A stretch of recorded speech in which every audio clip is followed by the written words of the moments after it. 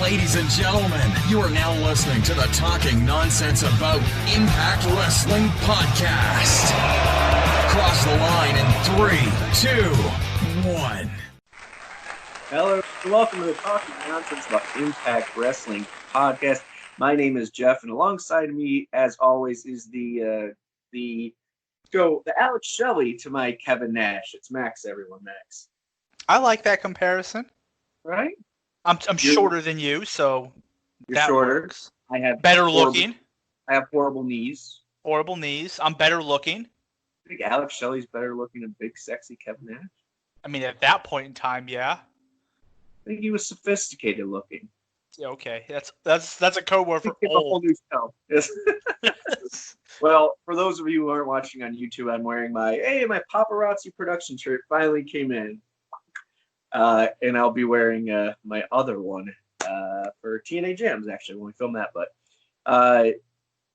before we have a lot of show, I don't even know where to start. First off, how's your daughter? I know you tweeted that she was sick. Is she better? Yeah, she's better. She's getting back to herself. I mean, we'll just leave it at that. Yeah, she had high fever. It was rough, but okay, well, she's better. Yeah, she's been there. Thank you. Are the cats good?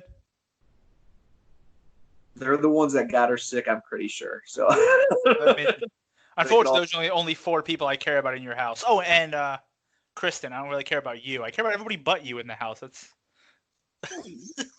so mean. In a day where a lot of bad stuff has happened, or a week that's bad stuff happened, we should be.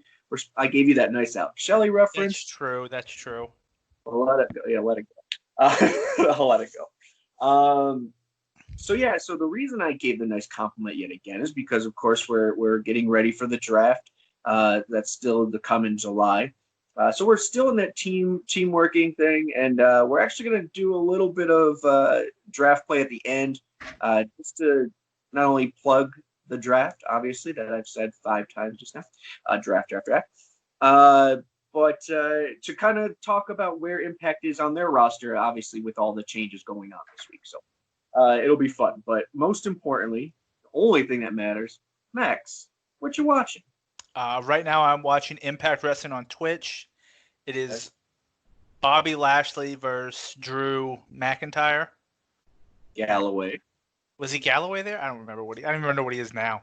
Either way, I'm watching Drew versus Bobby Lashley. Bobby Lashley's bleeding all over the place. But yeah. But Lashley's only bleeding all over the place or sweating all over the place? I mean, he's definitely. It could be both. Sweating by the time he walks to the ring. So, but yeah, he's bleeding too. They're on 6 sides too, so that's cool. Oh, cool. I remember. Yep, I remember that.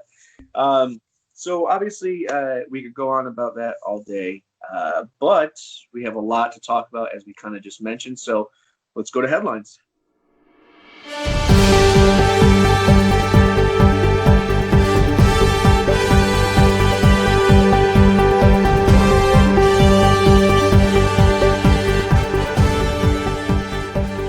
All right, since I was better at introducing the topics than G was, I have commandeered this segment. So our first topic is going to be Joey Ryan released. What are your thoughts about that, Jeff, as well as cancel culture?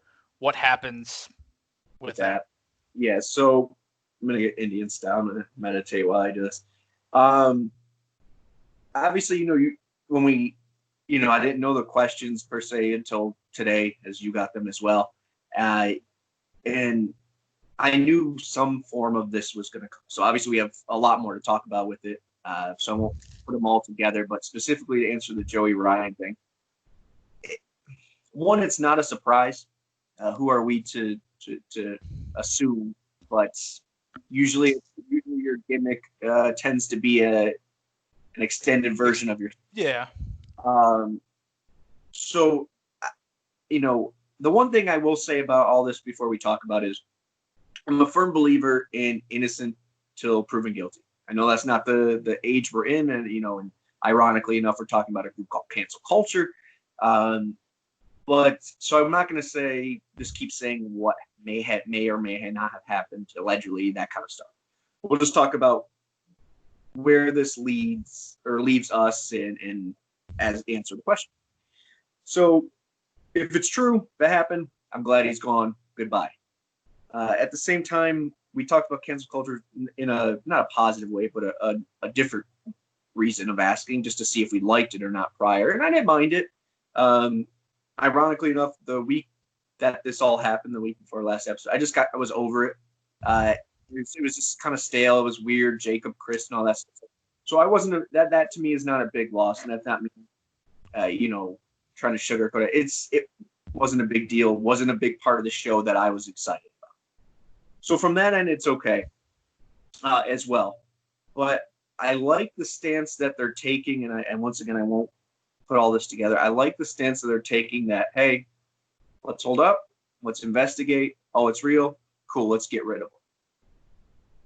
It's time for that to happen. They should only do it once. You clean house, you bring in from that point forward some good people, and we go from there. So I know we're going to talk about 2 more or 3 more people in regards to roster change, I imagine. But I don't think it's a big loss from a television standpoint. And 2, I think it's a great loss that they got rid of him, if it's true. Yeah, no, I mean, I definitely, once again, yeah, if it's true, him being gone is good. A lot of this, I was more familiar with his stuff just from reading things than I was some of the, not more familiar, but I read more of the things into his stuff than I did other people's. And or charged of, or yeah, what he was being accused of. And I mean, like you said, unfortunately, it seems like his character was him. And that's a great character. That's not a good real life person. And unfortunately, I mean, it is like it is. It is what it is. I don't think it's a huge. I mean, so is it a huge loss? No, he wasn't a champion. He wasn't. Did he have a storyline? Yes. Did he have a good character? Yes. But he wasn't one of their headline people, so he can be replaced. He's not like if I'm thinking of. I think of him as in terms of he's a name value, but he's not one of their headliners. I'm going for heavyweight champion type things. And then also after that name is tainted, it's no longer an asset. Correct, yeah. But I'm just talking about before it was tainted. Right. So I don't think it's a huge loss there in terms of cancel culture. I thought it was a good change for a while. I liked it. But things like that, I mean, gimmicks like that are fun for a while, but they get really, I don't know, they just get blah. It's kind of like when The Godfather became The Good Father. It was kind of like, oh, this is interesting for a while, and now I'm just like, I kind of like the happy-go-lucky Godfather back. I like that. So I don't think it's a big deal that it's gone. I mean, I think you can replace it with something else. If you want to have a group that kind of does that, you can, but I don't think it's necessarily a huge loss. No, yeah. To wrap that up, from a pure television standpoint, it's not a big loss. Like I was just saying, for me, I'm actually happy because RVD and Katie Forbes have been a bright spot for me since they've came, and I hope they get back to what they were doing. And yeah, I do like RVD more when he was. I don't know if it was porn star gimmick RVD or just real life RVD. Yeah. Either one. I liked that when he got him banned from Twitch. I liked that RVD style more. So I think that to me I think him becoming that again is probably the better option. I think. Yeah, I think it's an addition by subtraction. Yeah. So next one, once again, another person who's no longer with us. Well, no longer with TNA. He's still with us. So we didn't kill him. Is Dave Christ, who was released. So what are your thoughts on that? And how does this affect Jake Christ? Right. Well, I think, unfortunately, both 1 and 2 affect Jake Christ. He was in cancel culture. His brother, obviously. I like to think the way Impact Management is running things seems to be very level-headed. Now, obviously, we don't know what goes behind the scenes except everything that's leaked or that is known. But here's okay, I won't get too much into it, but we were going to interview him, or I was going to, for this spotlight show. Won't get into all that. We were talking back and forth, and just kept coming up, and we wouldn't do it, whatever. And then actually someone had pointed out that maybe he's someone that is in good graces with Impact. We could say that. So maybe it's not the best idea, and we kind of backed off from pursuing it. And I didn't know all of this was the case, but as more comes out about him being banned from the locker room, and of those things, you kind of see that maybe that person who had told me that, gave me the heads up, was correct. Which sucks, because you only see that what they show or what they allow you to show, and obviously once again we don't know what's right or what happened or what didn't happen. Like I was saying, I don't like to blame the innocent, but I also don't like to blame the victim. So we'll let that decide however that figures out. But once again, you kind of were always wondering why they never kept the Chris together, the brothers, why they always pointed out Jake as being the more this or more that, or putting the spotlight on him, or not keeping them together, or for instance in this case kicking him out of camp, or the last person to be kicked out of OVE technically. There had to be some kind of writing on the wall there that that we just never pieced together, and obviously this is what was playing out backstage. So it's unfortunate. It sucks. Thought he was a good dude. I guess not. But once again, who are we to judge until truth prevails? So I did hear about him not being allowed to dress in the Impact locker room. So I think that's definitely a red flag when you have someone who the entire locker room has basically said, "Hey, we don't want this guy in here." Not to interrupt, but the rumor was that that was his last tape with Cardinals. So when he got kicked out of, yeah. So, and I think that was before all this stuff came out that he wasn't dressing. Correct. So is it a loss? Yeah, because I like the Christs. I personally think they're better together as a tag team. Yeah. But if he was on his way out anyway, then like you said, it makes sense to where you're like, okay, we're going to split them up. We're going to do something with this with Jake. We're going to kind of let Dave just kind of do his own thing, whatever, because he's going to be gone. So I think in terms of how does it affect Jake, if they were already splitting them up, if they weren't going to be together, outside of the fact that you're like, hey, my brother's gone from the thing, I'm assuming they liked each other, hopefully. Yeah. So that may be rough. Somebody that, you got along with is no longer there. But I'm assuming that Impact has to have some type of, I guess, idea for Jake. So I don't think he's going to be in a bad spot. Maybe he gets back with Sammy. Well, the thing was, he was just literally last week entered into cancel culture. Well, yeah, but I'm talking about now with that most likely being dead. Maybe they put him back with Sammy, but they clearly wanted to do something with him. So they're going to find something for him to do. It's not like they're like, hey, we don't really have anything for you to do, man. You're gone too.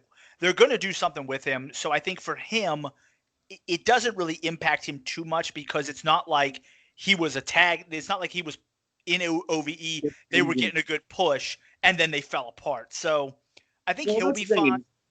Yeah, he's not dependent anymore. Yes, his character is the ultimate lackey, or however they present him. But there's a lot of people that ultimate lackey can say, okay, moving on, and go to somebody else. Yeah. If it's Sammy, maybe it's Ace or whoever's is there. And I think he's a good hand. They know that. I like watching him wrestle. He's not a spring chicken. He's in his late 30s. So it's not like maybe they're looking next step for him, but he's a good hand, and I think he's great in the X division. So yeah, so definitely still opportunities for him. So I think this impacts Dave's career more than it impacts Jake's, unfortunately. I would hope so. So number 3, Michael Elgin has been suspended. They've pulled him off of pretty much everything. I don't even think he appears on their page anymore. He does not. I'm looking at the roster now, so he does not appear on that. So what are your thoughts on that? Well, no roster page, no merchandise.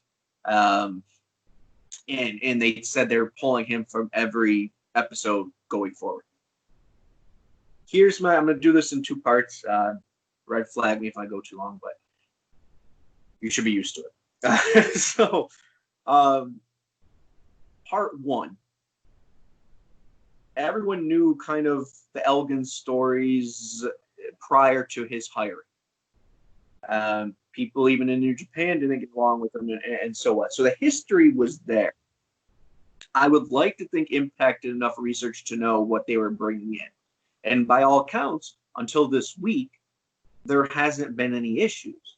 Obviously, we'll get to that fight with him and Sammy in real life. But obviously, seems to be two guys passionately talking about wrestling and disagreeing.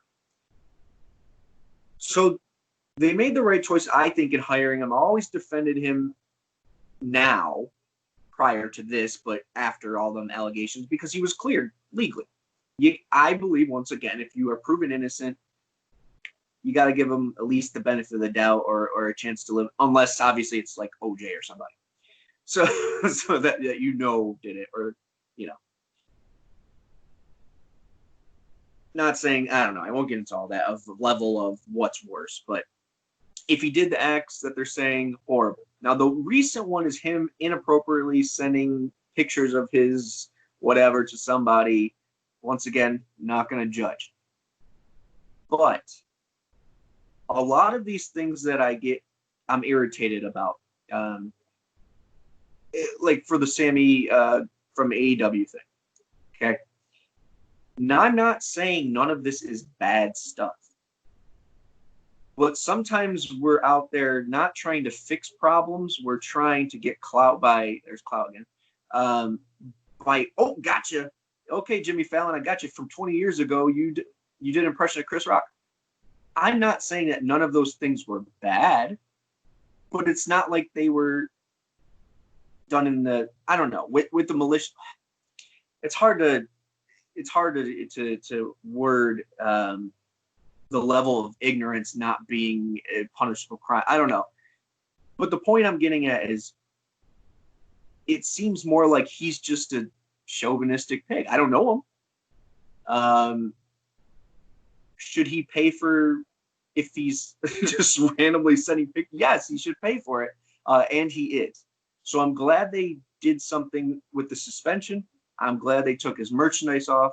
I'm glad they took him off television and out of this storyline, because that shows that Impact, once again, is serious about if something comes up that they think is a bad, gives the Impact a bad rub, they take care of it. Good. Now, the flip side of that, once again, I don't think what he did is something we should just roll our eyes at and move along. But at the same time, for them not to put his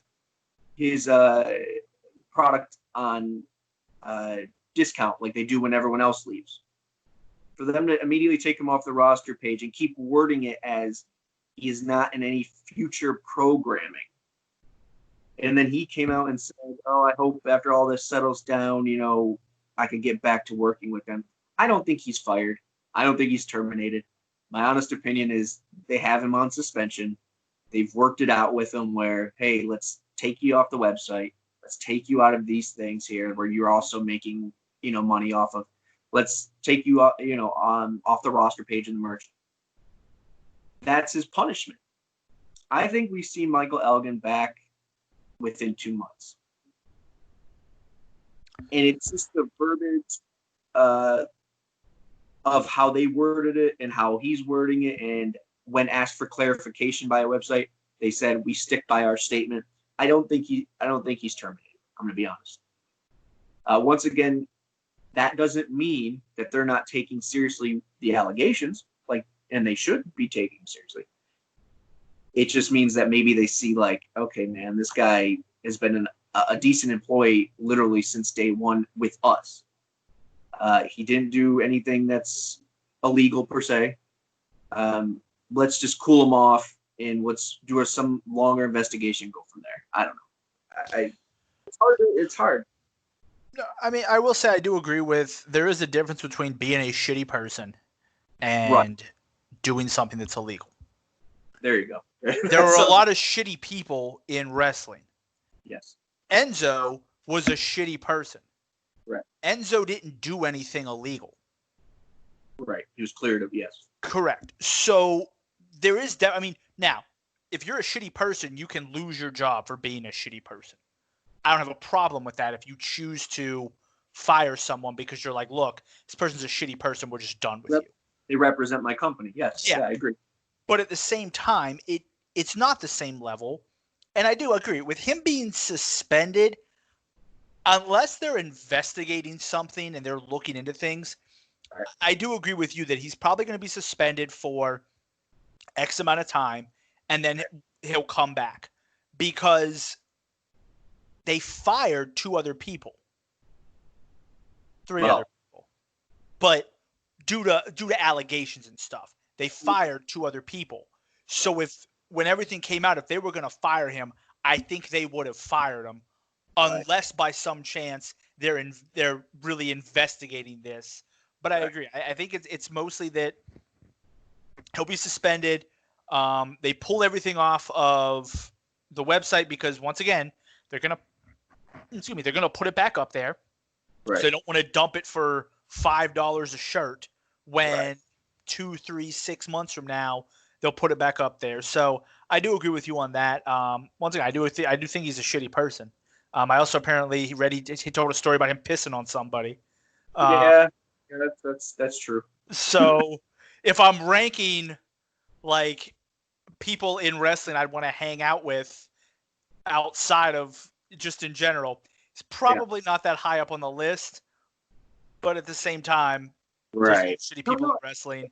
That sums up what I was trying to say in the most easy way. I appreciate that. Is just there are shitty people, and then there's people who do illegal things, and sometimes the most of the time sometimes they cross. Yeah.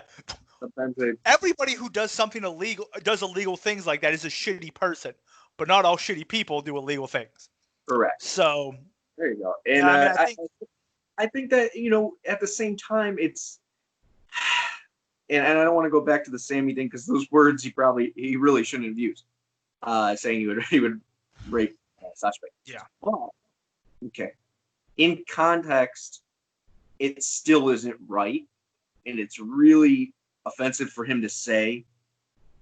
But am I a person who doesn't know him? Can I judge him and say that in 4 years' time he hasn't matured? You know how much shit we've said when we were young does not make it right. It's still being a shitty person, but we've matured a little bit and grew in wisdom and life lessons and saw how offensive certain things were with the times, and we've changed just like other people can change. So I'm hoping that's where their mindset is look, he's been a model employee since day one here.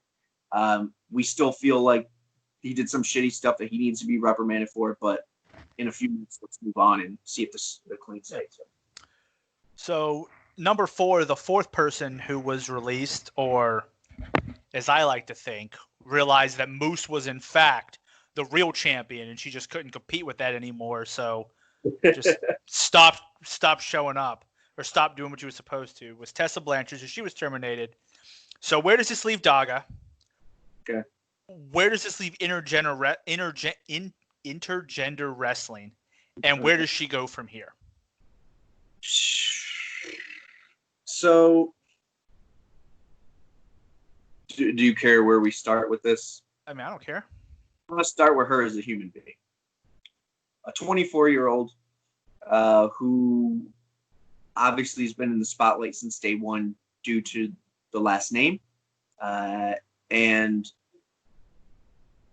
then also earned that because she's a talented woman. But once again, 24 years old, in love, living in Mexico, planning a wedding. Coronavirus comes. Okay, contracts running up anyways.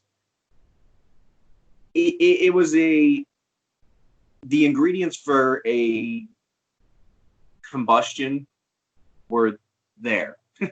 You have someone who obviously is known for not being the most PC person, for not being the most level-headed person, for being more aggressive than she should be. And then the age and maturity level. I don't know her, but once again, 24. Even if you give her and say women are more mature than men, we'll give her another 4 years. 28. I'm still learning at 33. So that's there. The not wanting to feel, or the want to feel safe traveling and then not being allowed to travel. There's a recipe for disaster there and it just happened to blow up. One, I think they did the right thing because they said we terminated the contract. They didn't say we fired her. They didn't say we released her. They terminated her contract. I mean, she was at fault for something. She only had a little bit left on her contract anyways. Thank you, goodbye. Wash our hands. So I think they did the right thing. That's one. Yeah, I know you were joking, but Moose has a heavyweight title. We can work something out here. We'll get to that later, I imagine. But if all the reports are accurate, obviously she didn't send in the tape footage. Her contract was running up and she didn't want to be with them anymore or stick around. Didn't want to come back to drop the title the right way. So on, so on, so on. Hasn't promoted Impact in forever. These are the people that a few months ago, several months ago, whatever it's been, defended you and not only made you champion regardless of the controversy that came out. Which, if that came out today, she should be banned from wrestling. She would never have another chance. So it just shows her character. And now, granted, we don't know what happened behind the scenes if they're lowballing or whatever. But to just totally hold hostage is what I've heard it worded as from reports. Hold hostage the title and money and payment, or for the gain of money and payment, just doesn't read good person. And if you're cleaning house of the bad apples, you got to start with the champion if that person is going to be the person everyone looks to. So there's that with her, or with the company. Oh, yeah, go, yeah. Yeah, let me go on with that. We'll break this up into three different parts because it is a long one. Yeah. So in regards to her, so first off, in her defense, I completely understand with everything that's going on, being like, I don't want to travel. I'm concerned about wrestling because obviously just recently this past week, it was released that a bunch of WWE people have gotten it. Right. So I completely understand her being like, look, I don't want to put myself in danger, even though technically, however you look at it, she's in peak physical condition. She's probably one of the people who was least likely to end up dying, but you don't know the other people in her life that she's in contact with. Are they older? Things like that. So I completely understand her not wanting to do that. I also understand her being upset because one thing I've read is that I guess her contract was supposed to end before Slammiversary, but because of the fact that she had missed the time with COVID, Impact was like, okay, we're going to take this time that you missed and add it onto your contract and then extend it. I can understand her being like, hold on, fuck that. I don't want to do that. It shouldn't work that way. This is obviously a pandemic, not like I'm just not showing up kind of thing. So once again, I understand Impact's thought behind it. I understand her thought as. Well, let me bring something there. We don't know. Let's make the mentions. We don't know what her contract reads. Correct. I'm just saying if that's her belief. But if in WWE, for instance, if it is worded anything like theirs, if an injury or something prevents the person from doing their job, it can be rolled into the back. So we don't know the no, correct. So I mean, I agree with. I understand where Impact's coming from as a company. I understand her being like, yeah, I don't want to do that. So I get both people on that. Okay. But at the same time, I don't like the whole, hey, I'm not going to send the videos. Like, you're a wrestler. You understand how wrestling goes. I mean, even if you knew your contract was up before Slammiversary, did you think you were just going to dip out with the title? Like, this isn't the Monday Night Wars where she's not going to show up on AEW holding up the Impact title. That would never happen. Like, so you had to understand that at some point you're going to drop the title. So why are you just ignoring everything? Like, that to me is my only issue with it. I mean, she would do it supposedly, but for a payday. Yeah, but I mean, you understand. Like, you're not going to get some type of massive payday to come drop the title. So for that, I mean, also, where does she go from here? Unfortunately, I don't know if she's going to WWE. I read that when she was in the Mae Young Classic, she pissed everybody off there. Apparently that was like 3 days of taping and everybody hated her. So she's not going there. AEW now, depending on who you are, if you're the Hogans, they're going to ban you from life. Right. If you're Jack Swagger, you just keep doing what you're doing. So she may be allowed there. She may not. It just kind of depends on. She'll 100% be allowed there. Let's. Yeah, you know. Yeah, basically, are they going to pretend like they care? Probably not. They'll probably ignore everything with her. So she may go there, but are people going to want her? I mean, obviously her dad's there. Right. But if she continues to piss people off, at this point, you've burned bridges with WWE. You've burned bridges with Impact. AEW's it at that point. You're not going to ROH. They're going out of business, basically. Well. But I mean, like, so well, I really think that she's got to be careful because wherever she goes, she has to grow up quick, or else she's going to be in a situation where she's going to find herself 27 years old and have no place that wants her. Well, right now she's what, 24? 24, yeah. So I think 100% AEW will take her. I think even WWE might take her. The problem is, I don't think anyone's going to take her. Well, AEW might actually. Let's go there because they seem desperate to take. They say they want to create stars, and that's why I think that's them saying. Well, I won't get to it. I don't want to shit on them. Pro wrestling. I think they'll take her in a heartbeat. I don't know if they're cool with the intergender stuff on TNT, so I don't know if I think she would be in the women's division. So I don't know if that's good enough for her and her eyes. But it seemed like she already had a plan of where she wanted to go. So, good riddance. Good riddance. Is she a talent? Yeah. Does she have a lot of growing up to do? It seems so.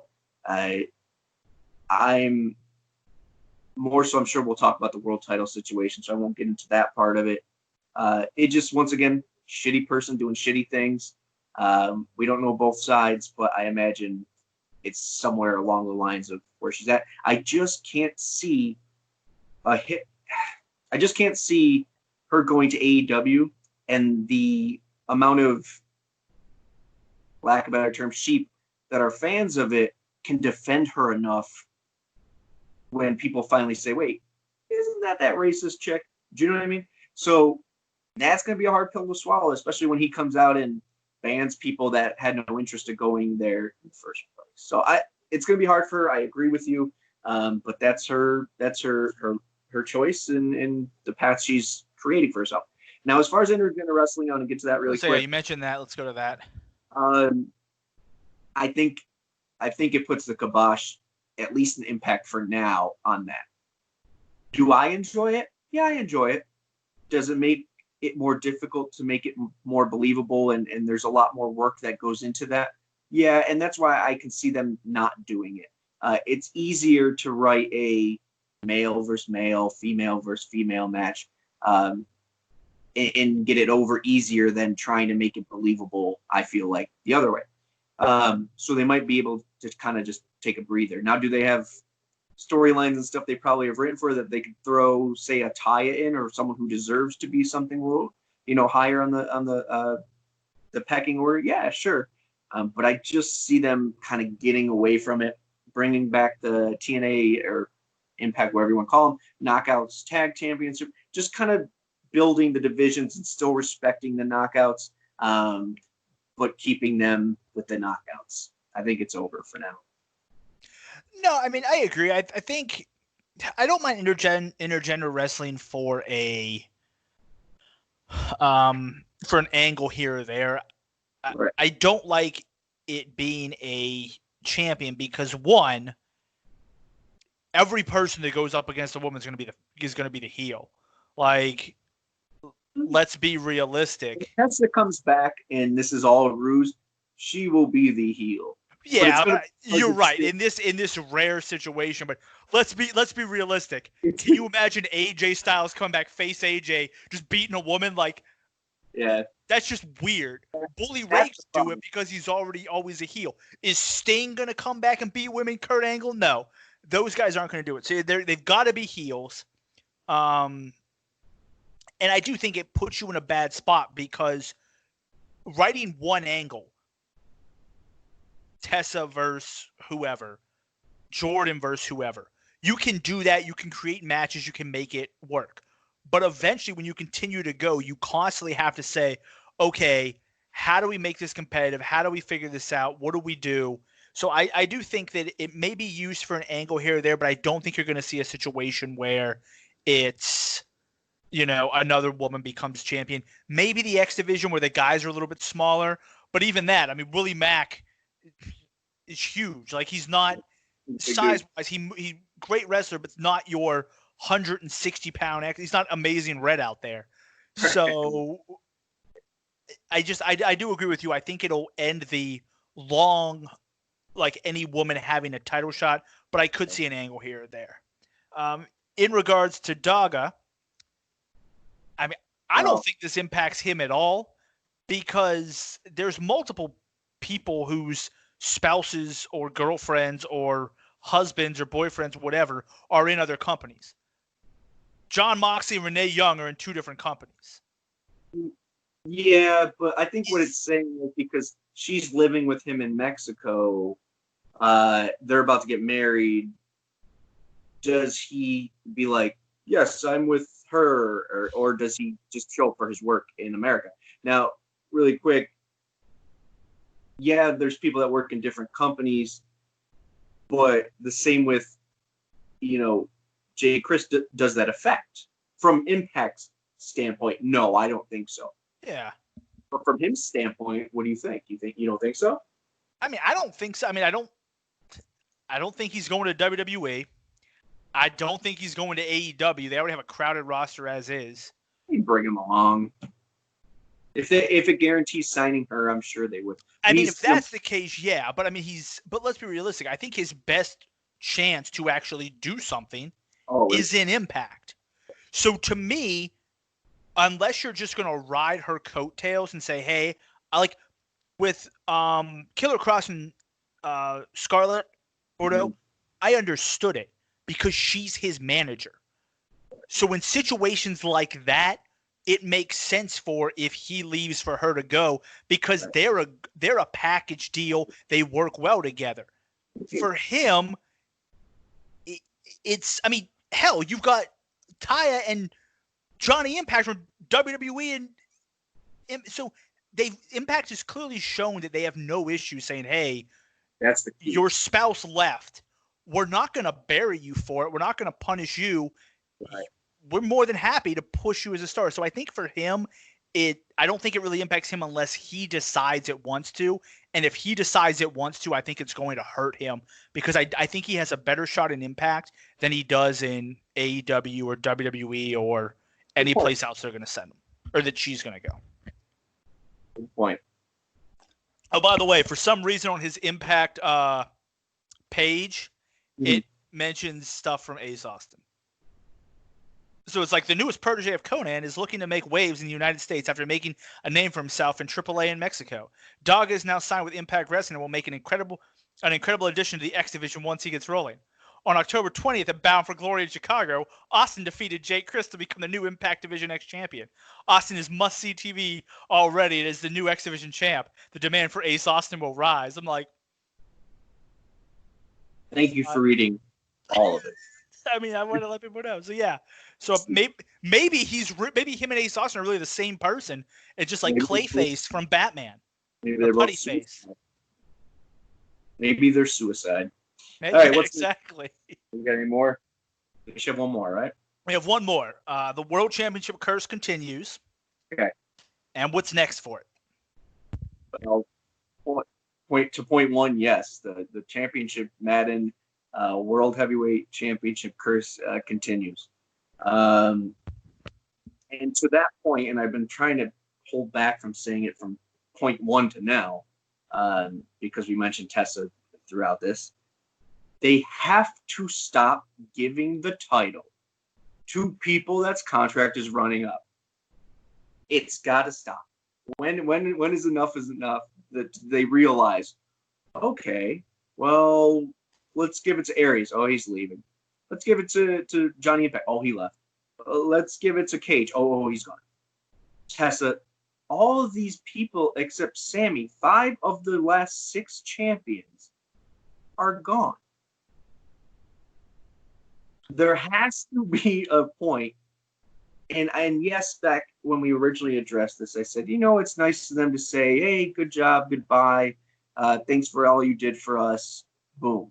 But there's a difference between people like Johnny Impact who says, you know what, my contract ran up, I'll drop the title, then I'll go do this X Division match. My contract's already up, but I'll do it with Rich Swann, put him over, and I'll say goodbye. There's those human beings. And then there's shitty people who will hold hostage the title hostage, who won't send in videos, that are already planning to go to AEW or promoting that from them even when they were in Impact. There's a big difference there.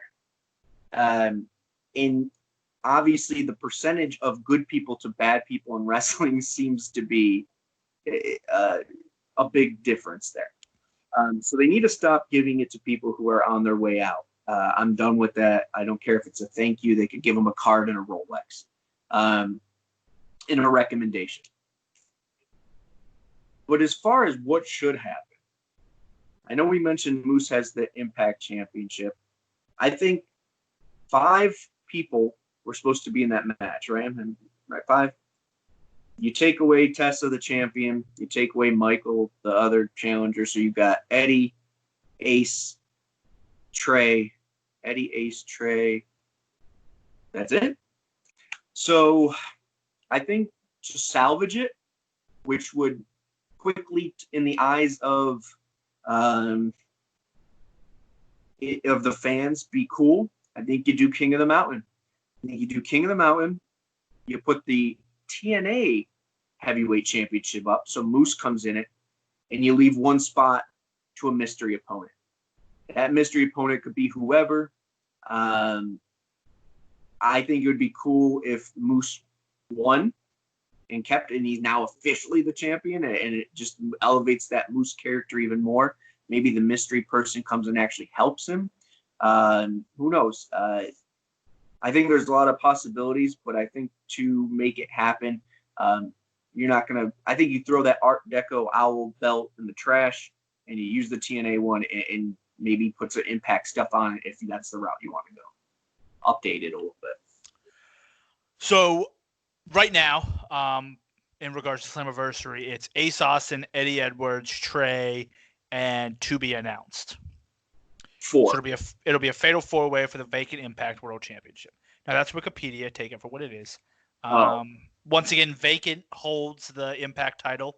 He's run through multiple companies and has had multiple reigns at every champion. He's still the best. So he's still there. He's still an Impact.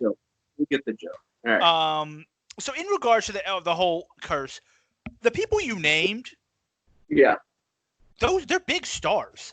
Like, the reason why they're champions is because they're big stars, and they're leaving because they're outside of Tessa. Because as much as she's a big star, I don't think she's on the level of the other guys. And maybe in women's wrestling, but she wasn't like right. This wasn't a must-have person. I think, yeah. The other people left because they were big stars, and companies offered them more money, or they went to, whether you think AEW is or not, it is a bigger spotlight than Impact just because of its ability to. Well, I'm talking to our viewers, because of their ability that the TV network that it is on. It is a brighter spotlight than Impact. So all those guys left. With Austin Aries, when he did the whole really weird like no sell walkout thing, he thought that was going to be part of an angle that he was going to come back for, from what I read. So then something happened between them and he didn't.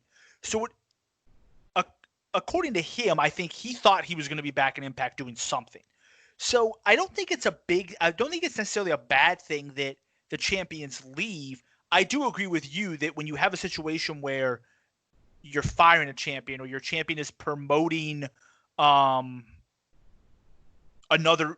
company, but like Galloway, Lashley, those guys, EC3, those guys, aside from EC3, who nothing's happening with him, but the other two guys are doing something. So them leaving is just, hey, we got a chance. Now, would I like to see them get somebody like Eddie Edwards a title or Moose, who have shown we're loyal to TNA and we're going to stay here?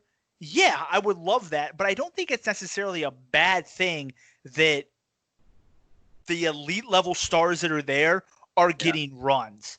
It's, to me, it's no different than saying, hey, the best player on the Utica Comets, every year he leaves. Yes. Well, yeah, because, like, it's kind of one of those things. I get what you're saying. But my thing is, in the NBA, guys now, it's just the times have changed. People aren't, loyalty isn't there. What it's more about is the player first, which you can argue maybe that's what it should have been all along. But it's that sweet spot that everyone wants where the player is loyal and the team. Yeah. But I think those days are gone. So they sign 2-year contracts and they move on to the next thing. That's great. Everyone has that same advantage. All 30 NBA teams. Okay. In wrestling, Impact is the only one, though, that believes in that philosophy. So they're signing people. Yeah, well, they're signing people to 2-year contracts with that knowledge of, oh, it's okay. We build them, they move on, and we keep going. Okay, wonderful. But if you're going to be major players, or you think you can get back to being number 2, let alone number 1 in America, you're going to need to start locking people up that you build and being able to benefit from their skills that they developed under your leadership. Now, the reason, and this goes back to sports as well, if you get someone on a rookie contract, this is what I hate about the Dolphins and the Knicks, my 2 teams, of course. I love them to death, but the 2 things they've always done is they use them rookie contracts, they build the stars up, and then they ship them off. Send them to Pittsburgh where they become bigger stars. Pittsburgh, or they said, no, that's a different situation. You send them to somewhere when their contract's about to be up because you don't want to pay them. And then you got to start from scratch again. So the fans are once again the ones who are punished. The business side of it's good for them, and that's wonderful. The problem is how long can that business run like that without people being like, who the hell is loyal to Impact? Who is an Impact star? We can't tell you who an Impact star is besides maybe Sami Callihan because all the rest have left. So Eddie is one, Moose is one, yes. EC3 comes back now, he's one if he is. So they need to start building people who are synonymous with Impact, and Impact is synonymous with them. So you mentioned sports in the NBA, and here's the thing I'll say to you. DeMar DeRozan would have retired in Toronto and lived the rest of his life in that glorious city. Instead, they sent his ass to the Spurs, brought in Kawhi, and got a championship. And then Kawhi left. Now, I understand there's nothing like that championship in wrestling. But if you can get people to watch because Johnny Impact's there, because Austin Aries is there, because Brian Cage is there, those guys leave, maybe they'll stay around and they'll watch Moose and Eddie and Ace Austin and the Rascals, and they'll be like, you know what? This is a good product. So I think that could potentially be their thought process behind it of saying, hey, we'll grab the big stars, we'll make them the champions, we'll put them in that headline pay-per-view match of Johnny Impact versus Austin Aries. Someone will buy the pay-per-view and they'll be like, man, the rest of this pay-per-view was really good.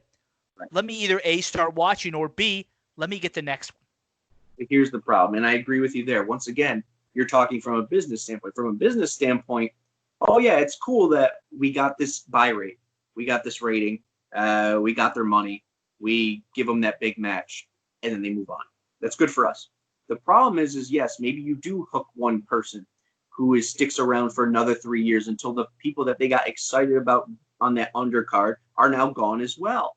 So it can't be that cycle. Could it be like that for to get their feet on the ground and get back in the game? Yes. But now if they're taking a big swing with what we'll get to later, maybe Gallows and Anderson and EC3 coming back and maybe all these things happening, now is the time to lock in your foundation, especially since you're having some buzz, you're making some money. That needs to be that next step.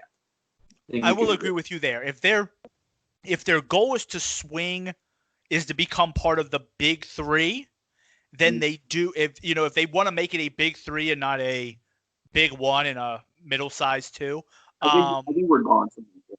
Yeah, but I'm saying if that's their goal is to make it, hey, we want it to be Impact, AEW, WWE, then they do. They need to get people in there. They need to develop those guys, and they do need to keep them. You can't just have people leave. But if their goal is to just slowly build their audience, I don't think bringing in big stars, making them champions, and then them leaving is necessarily a bad thing. So, but all right, so that is our topics, our 5 topics. We're going to take a quick break, and we'll be back with a quick 7. And it's going to be a real quick 7 this time.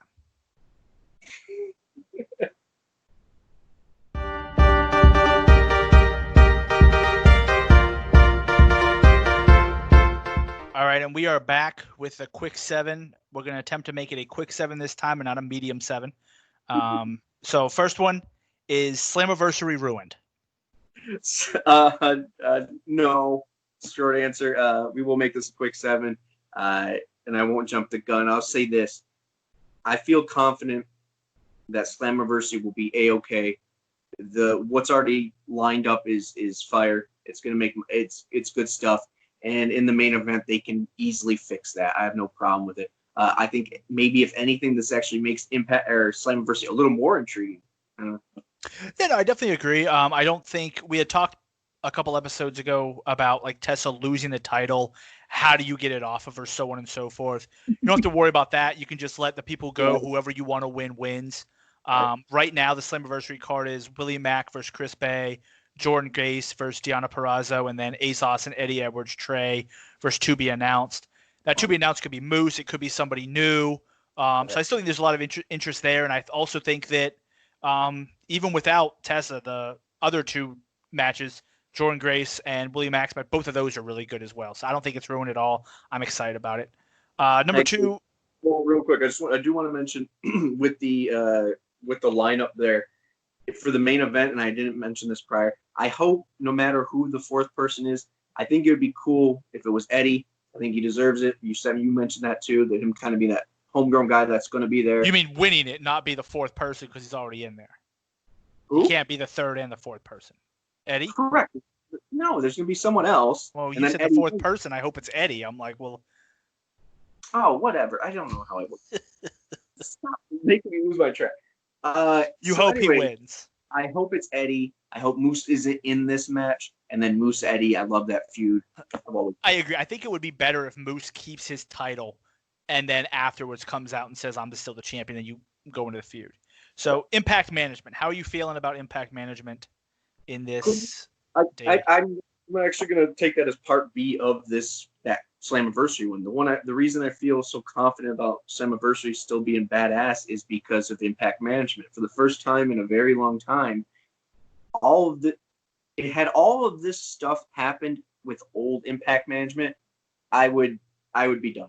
I'm going to be honest. I'd be done because I would not feel there was a chance to dig out of it or do the right thing when the issue arose.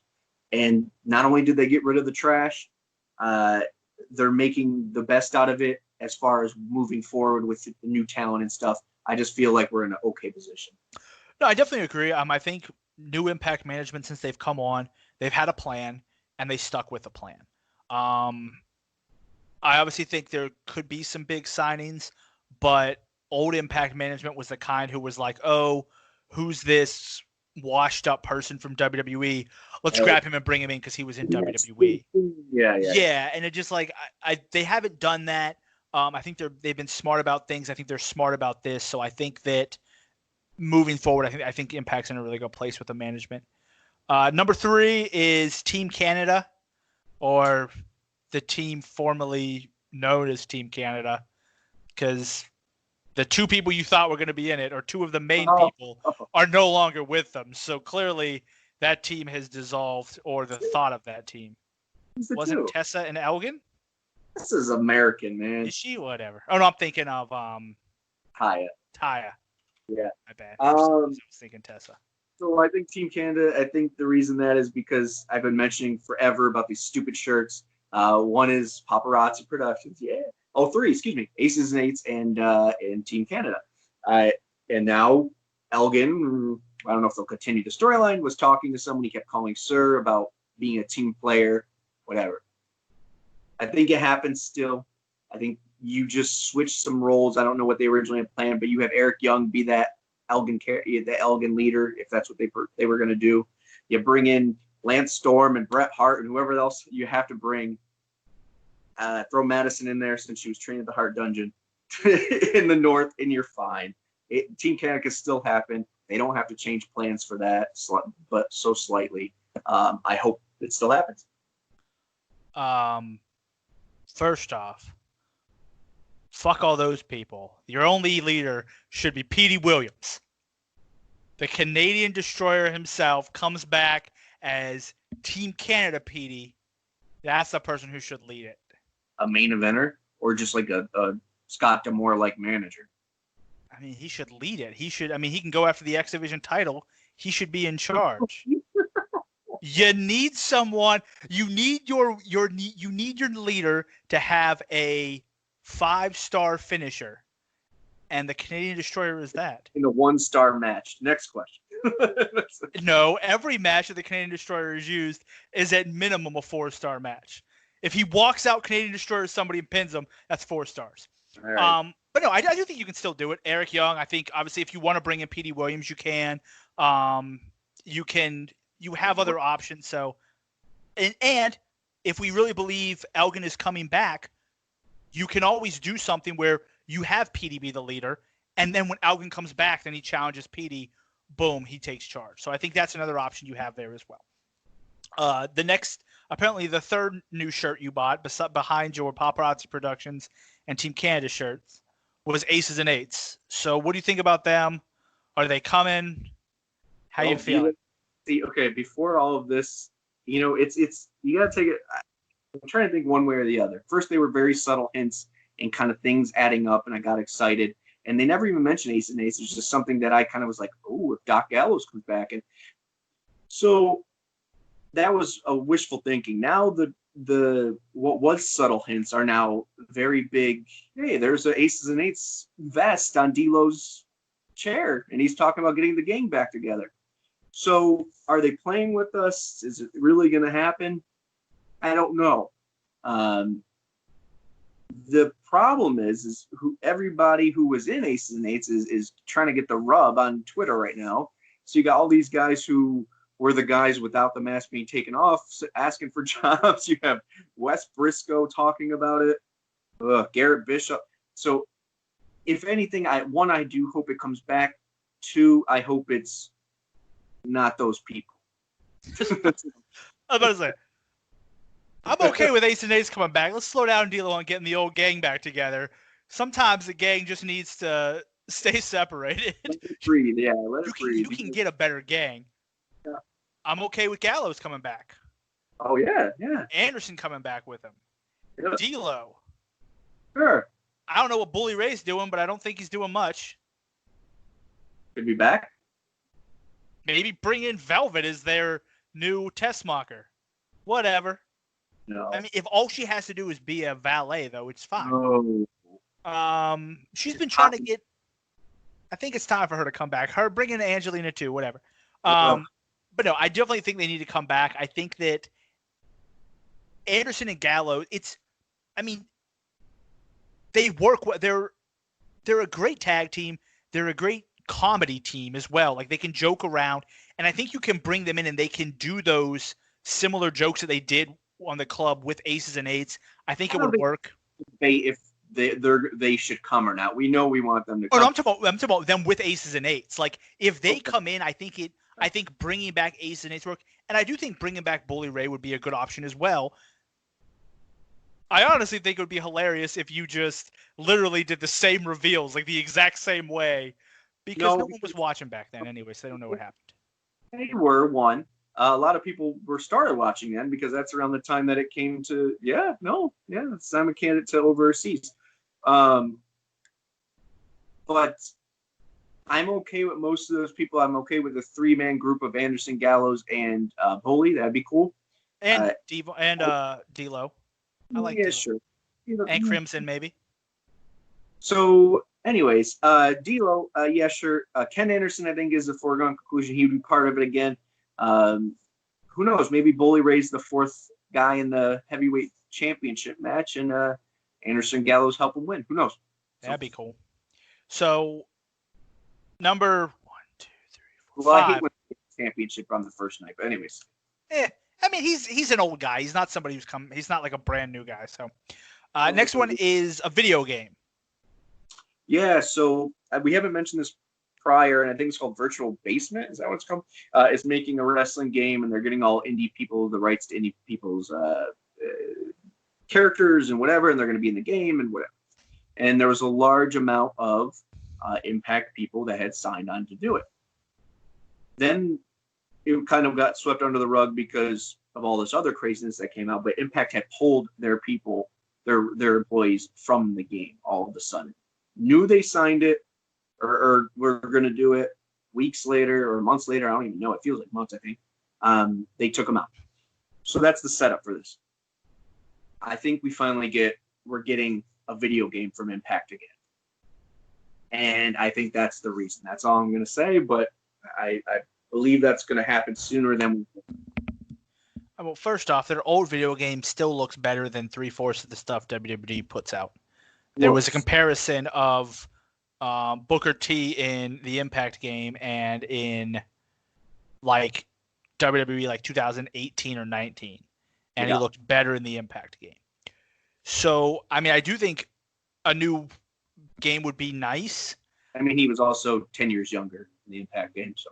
No, I'm talking about it actually looked like I know. him, as opposed to it looking like some random dude who wasn't him. I mean, I think having a video game is nice. I wonder though, because they're hard to make. They're hard to make realistic. I really think they would almost be better off doing one for the Xbox or PS4 marketplace that's maybe like a 16-bit graphic, so it looks older, and then you can add like more like build a stable, like maybe do like more an in-depth story mode, but the graphics are a little more cartoony so that you don't have to worry about that. Well, it's like a No Mercy, WCW Revenge, that kind of game. That'd be something cool. I mean, if they do something like that, but yeah, maybe not look to the such high graphics, but maybe do something that's a little bit more like They were the 64, man. Yeah, no, I'm saying don't do like high graphics like on PS4, trying to make it look like WWE, because that stuff, when you get to that point, everything that's wrong, when the hair doesn't fall right, it looks super out of place and awkward. Whereas if you do like a 64 game, you understand. So I think that would be a better option. I think that would be a better option for them, and I think it would be fun if they did it. What? Would you play it? Yeah, I mean, I have WWE No Mercy now. I play it. I play it too. All right, next Love up. that game. All right, so are you worried about the future of Impact? No. Is this the number 7? What's number 6? That's number 6. Okay, well, after this segment, we're actually going to go to a little thing where we're going to look at the Impact roster and kind of see where they are. I'm not. I think, to make it short, like I said, I trust Impact Management right now. It seems like if the hype is real, there's a crop of guys that are going to come in that are pretty damn good. And I think that some of these guys coming in have friends that might want to come back eventually when their contract's over as well. So I think we'll be okay. No, I mean, I agree with you. I think that with a lot of people being released, I think it gives them a lot of talent to pull from. I think a lot of talent out there is good talent. It's not like over the hill guys or guys that were just meh. These are people that you can bring in and really do something with. Right. I unfortunately don't think, no matter who you bring in, I don't think you're getting any phenomenal talent back there. I think that's probably staying in the WWE no matter what, even when his contract is up, coaching at the Performance Center. But I think the guys that are out there now as free agents, I think Impact is going to get some of them. Unless those video packages are just the biggest tease ever, they're going to get some of them. And I think the ones that are out there, they can do something with, especially people like if EC3 comes back, who was already an established star. The last one in the quick 7 is the draft. Oh, our draft. Okay. So yeah, we'll make this quick. Draft is actually complete. We are filming stuff for it now, and it should be coming out with analysts and grades and all stuff that we mentioned in the previous episode. It's going to be a good time. I'm excited. Go Owls. That's all I got. Okay. All right, so we're going to take a break, and then when we come back, we're going to take a look at the Impact roster to just kind of go over that, what's there now, and then we will say goodbye. So see you guys in a bit after this. I don't know what this break is. Is it a music break? Commercial, Max. Commercial break. I prefer music breaks, but we'll take a commercial break now.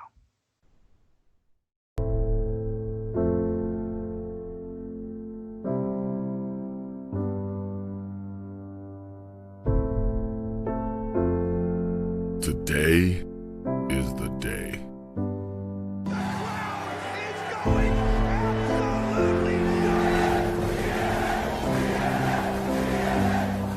Where the past, aside from the money they've saved, all they've got left to show for what they did is their legacy. I am still the it factor of professional wrestling. and the present.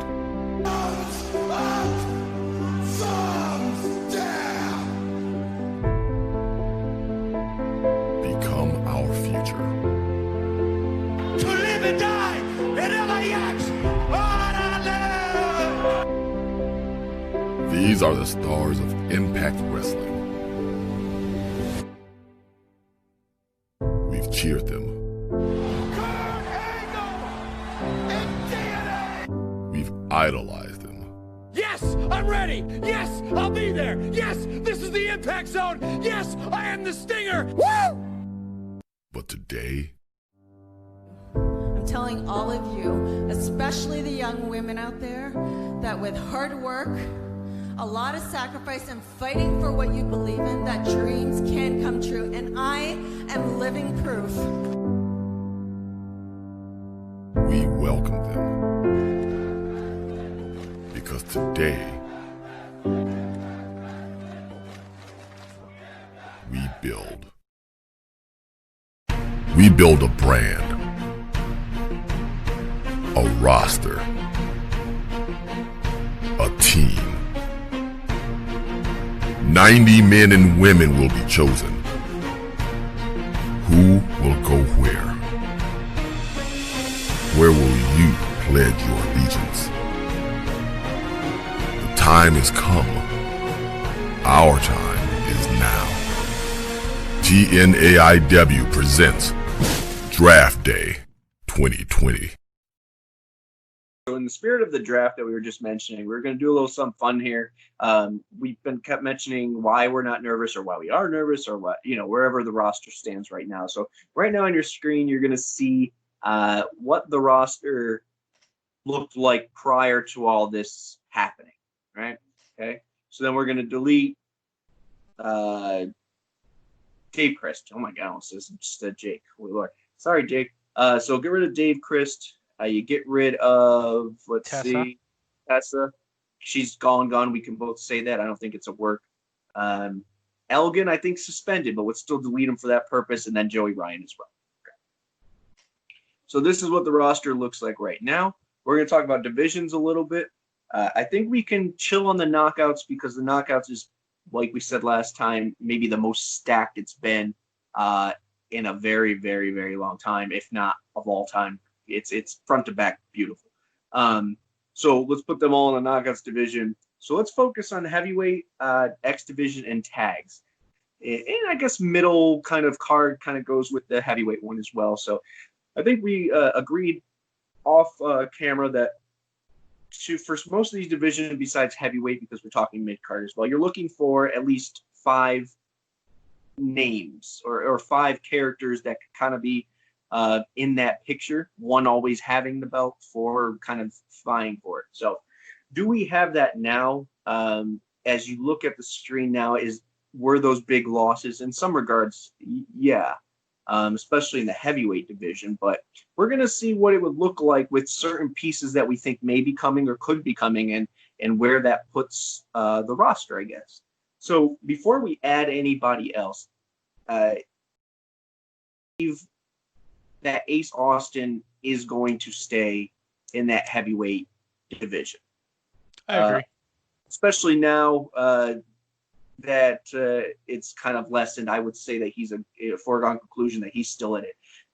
Trey, on the other hand, I don't know if I agree with him staying there. It kind of was more storyline oriented compared to he hasn't even won the X Division title yet. Willie Mack's the champion, so I think face, I think maybe that's a reason. But he has been attacked and stuff, so I'm sure he'll have a storyline after this. But I think Trey's a betweener. I think a tweener, so we can wait on that. Who else in there sticks out to you as being heavyweight champion material, where it's like, I could see them, but no, like they are heavyweight champions? I mean, Eddie Edwards, obviously. I agree with that as well. Moose. Okay. And Sami Callihan. Okay. I think that's kind of the ones that I would kind of...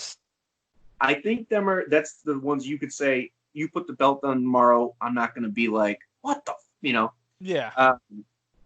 So that leaves 2. I don't know if right now what Impact needs is someone to step up. I think Ace Austin's already their project when it comes to that.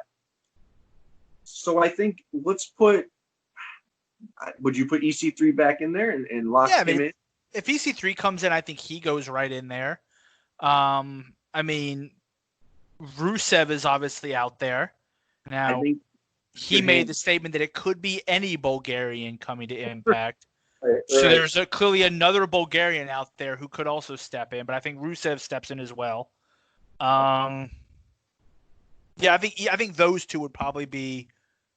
I agree with you there. I think those 2, even if Eric Young comes back, I think he doesn't come maybe back as a full-time heavyweight guy of it. Maybe he does. I don't know. Bully Ray is another person I could see going there. But and I don't know what kind of graphics we'll get on here, but as we play with what the heavyweight division could or couldn't look like, I think EC3 and Rusev are those 2 that maybe make it, with maybe Bully and Eric kind of helping as well. I also wouldn't mind if Anderson and Gallows, just Carl Anderson on his own. I think he's a really good wrestler. I think he could. Well, you don't think that's maybe not a reclamation project, a development project? Even though he's a little established already, he's not been a singles heavyweight guy. I mean, that's true, but I mean, I think if you would put him probably at the bottom end of that, but I think he would still be someone who you could say, oh, okay, and then go from there. But yeah, I agree. EC3 or Rusev would be the 2 easy ones. Yeah, now if obviously you could play around with it and say EC3 and Bully Ray, and then you have EC3, Bully Ray, Sammy, Moose, Eddie, and Ace. Still good. Yeah. But I think the fresh blood I think you have something in every person there. You have the up and coming in Ace. You have the veterans in Eddie and Moose. One who is 1-1, one who is not. You have the guy who won it that went crazy and whatever, who doesn't need the belt. Then you have EC3 who is coming back and was a champion, and then you have Rusev who should be in that picture in his old company, and definitely in this one. Yeah. So I think a lot of different developing cool storylines would come out of that. So we'll go with tag team since you just mentioned them. Okay. If we're gonna say they come in, we'll call them the club just to make it easy for us. If the club comes in, they're obviously top of the line with the North, right? I think that's fair to say that the North and the club are established. Correct. Now, So then you've got the Rascals. I think that I keep saying that they're just a little bit still off. They got to get their attire and everything ready, all in the same package. But as far as they're stoners, their attire shouldn't be together. They should each wear different things because they were too busy smoking up to figure out what everybody was going to wear. No, I'm just saying that they do wear the same things, but I don't like it being black in color. It should just be green in color, right? I don't know. Be a stereotype. But anyways, I think the Rascals, even though they're not there yet, they are what we said they should be when we talked about it last. You have your two big, and then you can bring someone in that three-way. Yeah. So I think that's them. I mean, looking at the roster, Desi Hit Squad is still listed. I don't know if we don't know if they'll come back officially there. You've got the Deaners are on there. Deaners are established. Do I see them as contenders? Even though I like both of them now, and I really like Jake something on his own, I don't know if I see them in that. I don't know. Reno Scum. Same situation for me. And XXXXXXL. Yeah. So all of those are kind of unknowns. I would say out of all those, probably the Deaners are the most put together. I could see them having a run kind of thing. But it's going to take a lot of work to get them there because they've been the comedy act for so long. But I think it's fair to put them up there. I also think, so them are four, that's where we're looking right now, is the Club, the North, the Rascals, the Deaners. Is there one more? Is it Reno Scum that kind of fits out that five? Or do Motor City come back? I mean, Motor City coming back is obviously put them huge. In there. I think if they're not a tag team, but if Rusev and Aiden English come over, I think they instantly fit in as a tag team as well. Okay. And I have to mention, even though I don't want it to happen, if Heath Slater comes in, he would be with Rhino. If they come in, I think they instantly go in there because they've got good history together. So, yeah. But as far as established, and then if you want to fit something together, you could always do Sammy and Jake Chris could come together and be a tag team. If you're looking at kind of like out of the box stuff to kind of figure things. So, I mean, they've got some options. Where they choose to go, it kind of depends, but I definitely feel like tag team may be the weakest of their divisions right now. Okay, so let's maybe bring back Inc. I don't know what they're doing. Oh man. So X Division. Like we just mentioned, or you just mentioned in the card for Slammiversary, Willie Mack and Chris Bay have to be the cornerstones right now. Oh, I agree. There's nothing missing with them guys. Especially Willie Mack coming into his own right now. Crazy Steve. I think he's a good character. They keep developing him. He got kind of the shit end of the stick with the cancel culture match being canceled or deleted off the episode. So hopefully he was in a feud that we could see him back on television and they didn't have to edit him out from here on. I don't know, man. X Division to me, he doesn't say X Division to me. I think he's a good mid-card guy, good tag team guy, but X Division is a style. And I don't know, to me. Well, that's fine. So I think Trey goes back there, though. I'll say Trey definitely goes back there. I think Trey had to leave the scene because it was a storyline thing, but also Willie Mack's the face. Willie Mack versus Trey, you don't want to turn the Rascals heel. But I think we start with that. Rich Swann, when he does come back, I would imagine they give him the rub and go or push to go to the heavyweight division. Yeah. But there is the built-in storyline of Mac and him. Maybe something goes on there, but you think Jake Chris maybe? It depends on what they do with him. If I just want, and I felt bad, but I don't take him seriously when he won the championship because they gave him a little rub and then it died off, and then it wasn't really treated like he was a singles one that they really wanted to push. It was like he was a holdover for that period of time. So if they do it right and they actually give him a gimmick and he's the guy and he's not a lackey per se, I'm all for it. But we don't know what's happening. So I think that's hard, but I think depending on situation and gimmick, possibly. TJP is obviously. I think TJP goes there. We not to mention them during tag team because he's with Fallah Bahh, but I like him better as an X Division guy. I do too, and I do love. Obviously, I love my Filipinos, but Fallah could do his own thing. I don't think he really needs TJ. They could still be friends. The Filipinos think still be their gimmick. But I like TJP in the X Division. Plus, I think there's some good matchups we've been really kind of missing. TJP, Chris Bay, Trey, Willie Mack. That's a cool 4 right there. But I'd say we need one more. Do you have Rob Van Dam?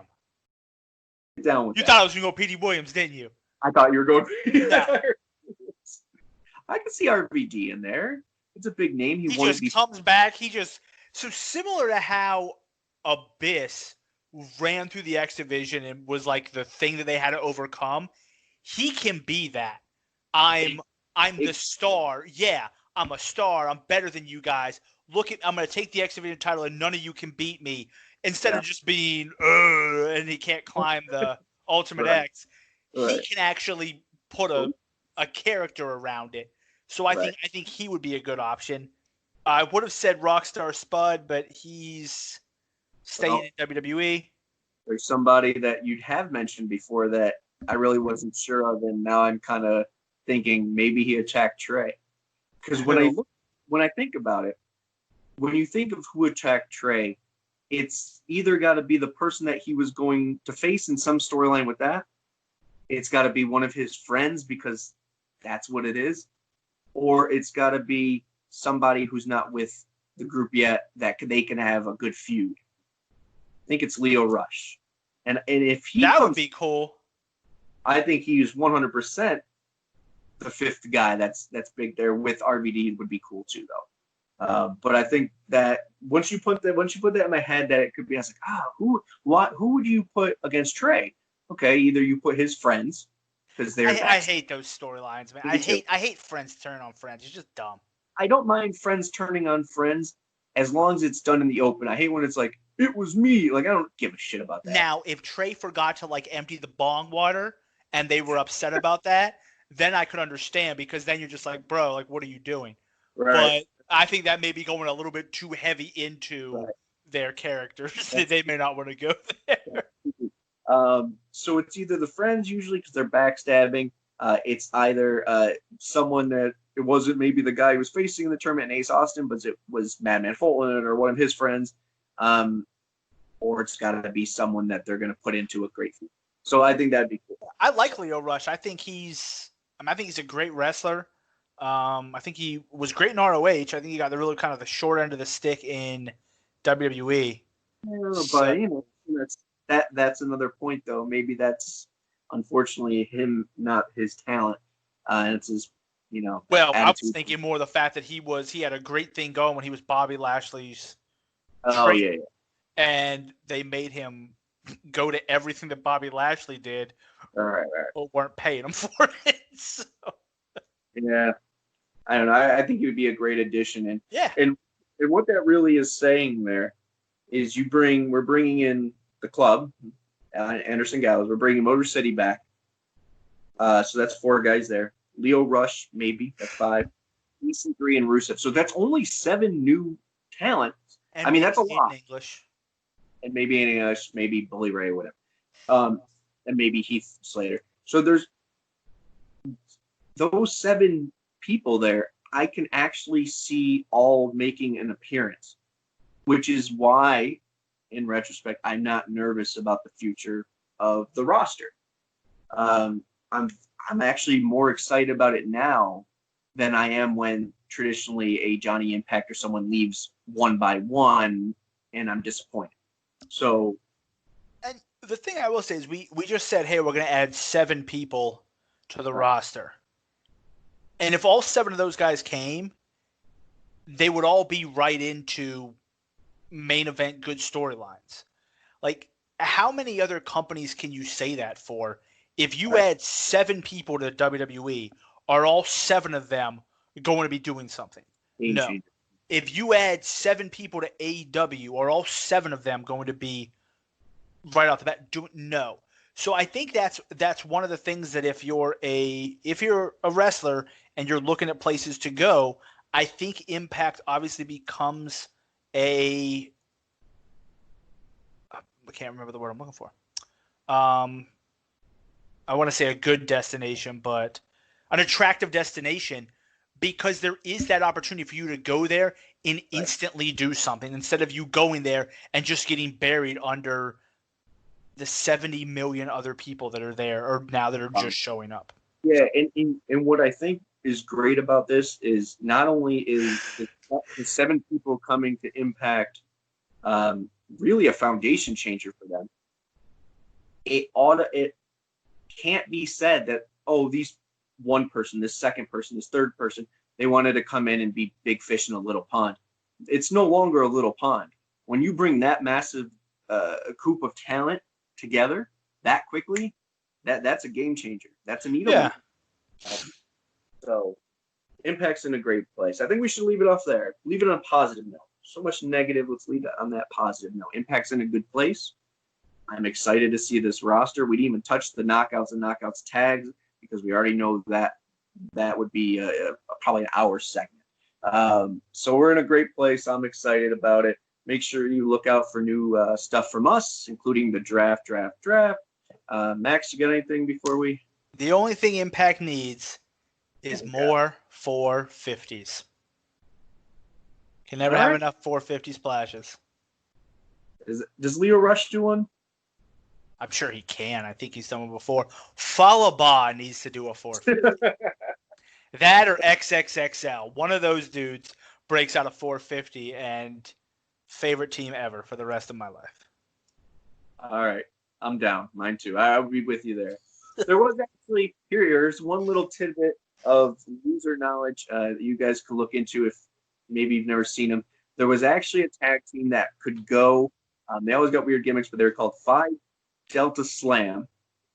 They were an Impact. Yep, that face is they're big dudes, but they could move. And they did, I don't think they did 450s, but they definitely did frog splashes and crazy stuff off the top rope. So there's your assignment, guys. If you haven't heard of them, I'm old. Day oneer. Go look, enjoy. Fox Sports News era, I believe. So, all right, guys. See you next time. Later.